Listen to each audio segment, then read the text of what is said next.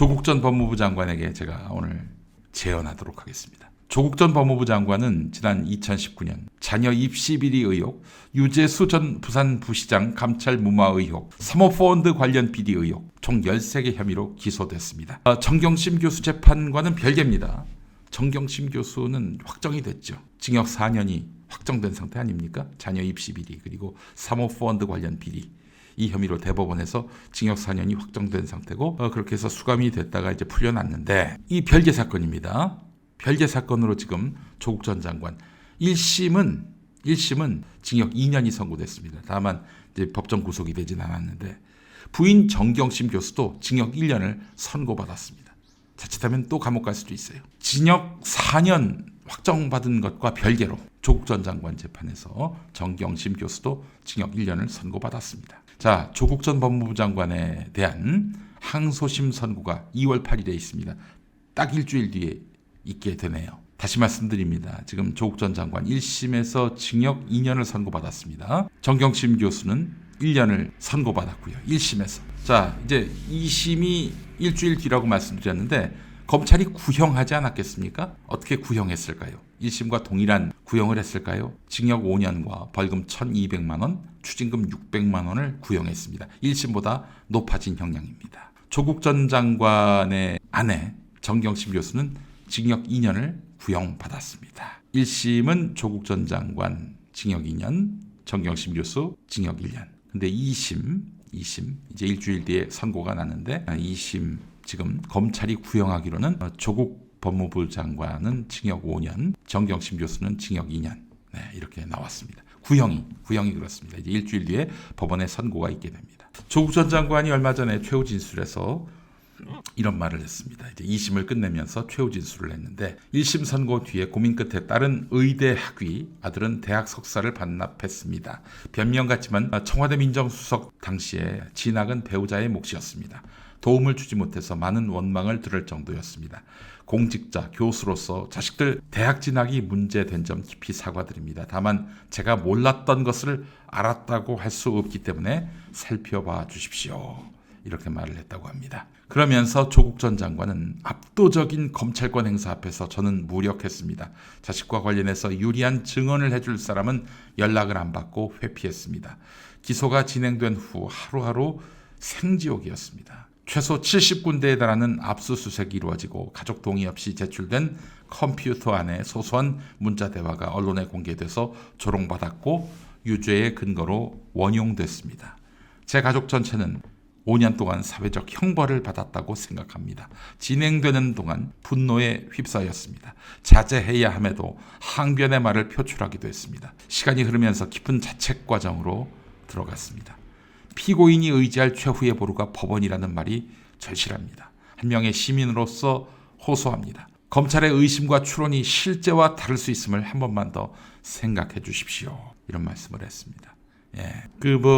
자녀 입시와 관련해서 비리가 있었다 그러는데 글쎄요. 저는 좀 인정이 잘 되지 않습니다만 어쨌든 조국 전 장관은 최후 진술에서 한 수 접었습니다. 한 수 접었어요. 항소심 재판 결과는 어떻게 나올까요? 조국 전 장관 재판을 깊이 취재한 언론인을 얼마 전에 만났습니다. 이야기를 들었는데 조국 전 장관이 무고하고 또 검찰에 의해서 보복당하는 게 맞지만 법원이 조국 전 장관의 억울함을 들어줄 가능성은 낮아 보인다는 참으로 암담하고 슬픈 그런 이야기를 들려줬습니다. 아직 판결이 나기 전이라서 재판부의 뜻을 예단하는 것은 조심스럽습니다만은 하여간 조국 전 장관은 이번에도 유죄를 피하기 어렵다 이렇게 보더라고요. 이 사실 말이죠. 검찰의 공소장이 탄탄해서 조국 전 장관이 아무리 무죄를 호소해도 결국 유죄로 볼 수밖에 없는 상황이냐? 그 얘기가 아닙니다. 공소장이 엉망진창이에요. 그럼에도 불구하고 법원이 번번이 검찰 손을 들어준다는 얘기입니다. 조국의 죄는 그래서 조국으로 태어난 죄다. 이런 얘기를 할 지경입니다. 물론 한 가지 혐의는 벗을 수 있을 것 같아요. 조국 전 법무부 장관이 아들 대리시험 혐의를 반박했는데 요거는 무죄가 될 가능성이 높아 보인다라고 얘기하더라고요. 미국인 교수를 증인으로 요청했고요. 미국인 교수가 이렇게 증언을 한 것입니다. 네. 조지 워싱턴대의 맥도널드 교수인데요. 이름도 참 햄버거 이름과 똑같네요. 맥도날드 교수. 아들이 2016년에 조지 워싱턴대를 다녔는데 온라인 시험을 이제 치르는 과정에서 대신 풀어줬다. 조국 전 장관 부부가. 그래서 업무 방해, 조지 워싱턴대에 대한 업무 방해로 검찰이 기소해서 1심에서 유죄로 인정이 됐는데 맥도날드 교수가 이제 증인으로 나와서 그러니까 직접 출두한 게 아니라 이제 서면으로 증언을 했는데 조국 전 장관 부부의 행동이 형사적 범죄를 구성한다고 생각하지 않는다. 한국의 법제도를 모르지만 아들을 도운 것으로 형사 고발을 당했다고 해서 놀랐다 이렇게 말했다고 합니다. 당시 출제했던 시험이 단순하고 반복적인 암기를 요구하는 저난도 테스트였다는 것이죠.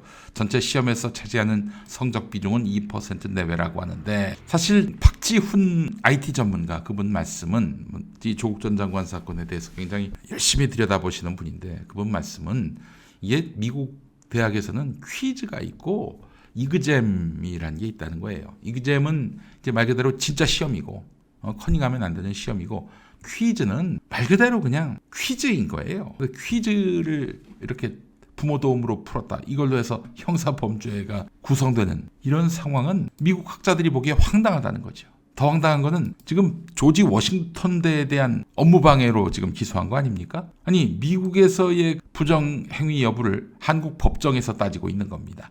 미국 학교에서 시비를 걸었던 것도 아니에요. 아니 한국 정부 이제 조국 아들의 이런 시험 부정행위 수사해 주세요. 처벌해 주세요.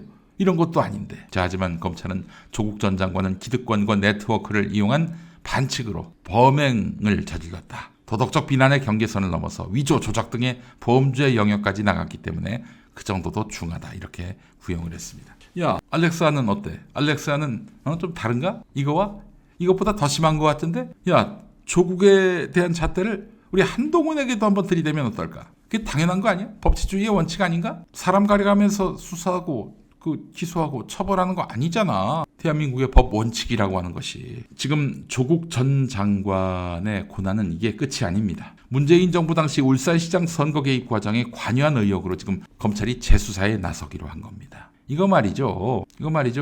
한번 수사를 했었던 거고 불기소로 끝난 겁니다. 근데 다시 지금 들춰보겠다는 거 아니겠어요? 끊임없이 죽여서 없애버리겠다는 겁니다. 사실 윤석열 일당이 조국 가족에게 범죄자 이미지를 들이우면서 가장 비중을 두었던 혐의가 바로 사모펀드였습니다. 정부 고위 관리가 사모펀드에 투자해서 돈을 번다는 것을 세상 사람들한테 각인시켜가지고 이 겉으로는 정의를 외치지만 실상은 부정부패를 일삼는 몹쓸 인간으로 이제 만들려고 했던 거죠. 여기에 또 힘을 실어준 자가 누굽니까? 참여연대에 있었던 김경률 아닙니까? 사모펀드는 조국펀드 권력 형필이다. 막 언론들이 그 김경률 말을 따다가 그냥 열심히 보도했었고요.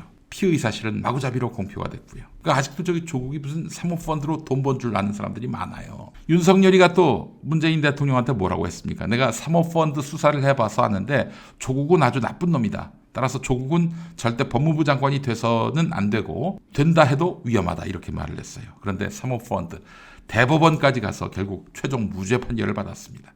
김경률과 한동훈과 윤석열 이와 관련해서 사과 한마디 했습니까? 언론들 정정보도 했습니까? 근데 사모펀드 이 우물은 아닌가 보다 해가지고 다른 우물을 팠던 게 또 검찰이었습니다. 정경심 동양대 교수를 사문서 위조 혐의로 기소한 거 아닙니까? 동양대 총장 최성해의 표창장을 정경심 교수가 컴퓨터로 위조했다. 예, 그것도 저기 조국 장관 인사청문회 당일에 이걸로 기소를 했어요. 한 번 부르지도 않고 기소를 했습니다. 근데 이 과정에서 검찰은 원본을 확보하지도 못했습니다. 사본으로 위조 여부를 판단한다는 것은 불가능에 가깝죠. 그런 전례가 있었나요? 무리한 기소를 한 겁니다. 그래서 나중에 공소장이 엉망진창이어서 이 공소장 갖고 어떻게 재판을 진행할 수 있겠는가? 이렇게 재판장이 의문을 표시하니까 그 재판장을 막 검사들이 집단적으로 법정에 나와가지고 공격하고 그랬던 기억도 납니다. 그 판사님 이름이 뭐였죠? 결국 판사가 바뀌었어요. 자, 그리고 검찰은 정경심 교수를 기소한 것으로도 모자라 장관 취임 이후인 시점에 자택을 압수수색했습니다. 여러분, 기소를 했으면 수사가 끝났고 이 사람은 재판정에 넘겨진 상태입니다. 이미 수사가 다 끝나가지고 더 이상 수사할 게 없는 상황이어야 기소를 하는 거 아닙니까? 근데 기소를 했는데 그리고 압수수색을 해요. 하여튼 뭐든지 지 멋대로 했습니다. 자, 이거를 그 두 눈 뜨고 지켜봤던 문재인 대통령의 청와대는 제동을 걸지 않았습니다. 민주진영 인사들을 이런 식으로 칼질할 때도 가만히 있었습니다. 그러니까 제가 분노를 하지 않을 수가 없는 거예요. 왜 가진 권한으로 윤석열의 이런 부당한 수사에 대해서 제동을 걸지 못했는가? 제 분노가 잘못됐습니까? 아닙니다. 자, 그 밖에도 무리한 수사, 무리한 기소에도 불구하고 사법부는 번번이 검찰 손을 들어줬습니다. 제동을 걸어야 하는데 당시 청와대 권력이 검찰 권력에 그 겁을 먹어가지고 가만히 있는다면 사법부가 제동을 걸어야 하는데 번번이 검찰 손을 들어줬어요. 아마 항소심도 조국 전 장관에게 치정이 선고될 가능성이 높아 보인다. 이게 법조계의 분석입니다. 자, 그렇다면은 조국 전 장관은 이제 결단해야 합니다. 저는 박근혜를 배워야 한다고 생각을 해요. 제가 박근혜를 지지하는 사람이 아니잖아요. 시대의 그 정말 말도 안 되는 대통령이라고 생각은 하지만은 저는 사실 박근혜를 달리 본 한 가지 사건이 있었습니다.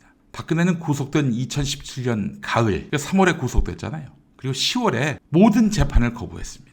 피고인이 안 나오는 형사법정? 여러분 상상이 됩니까? 그러나 법은 가능하다고 합니다. 형사소송법 277조의 2항을 보면 피고인이 출석하지 아니하면 구속된 피고인이 정당한 사유 없이 출석을 거부하면 피고인의 출석 없이 공판 절차를 진행할 수 있다. 이렇게 돼 있습니다. 박근혜가 그해 10월 재판에서 했던 말이 이렇습니다. 재판에서 이런 말을 하고 그 뒤로는 어떠한 요구가 오더라도 법정에 나가지 않았습니다. 박근혜의 말이 이렇습니다. 정치적 외풍과 여론의 압력에도 오직 헌법과 양심에 따른 재판을 할 것이라는 재판부에 대한 믿음이 더는 의미가 없다고 판단하게 됐다. 향후 재판은 재판부의 뜻에 맡기겠다. 법치의 이름을 빌린 정치 보복은 저에게서 마침표가 찍어졌으면 한다. 나로서 끝났으면 좋겠다. 이 사건의 역사적 멍해와 책임은 내가 지고 가겠다. 결국 그 이후로 박근혜는 재판에 나오지 않았고 최종적으로 징역 22년형을 확정받았습니다. 징역 22년형. 하지만 징역 22년형을 다 산 게 아니라 그중에 한 4분의 1도 안 되는 4년 9개월 만에 특별 사면 복권됐습니다.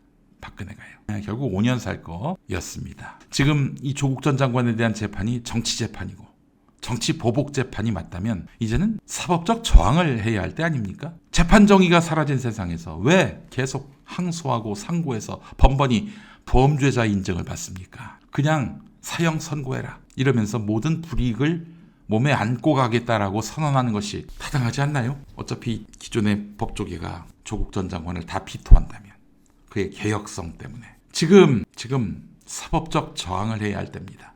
근데 법학자라서 그렇게 못하는 게 아닌가 하는 생각이 듭니다. 그런데 말이죠.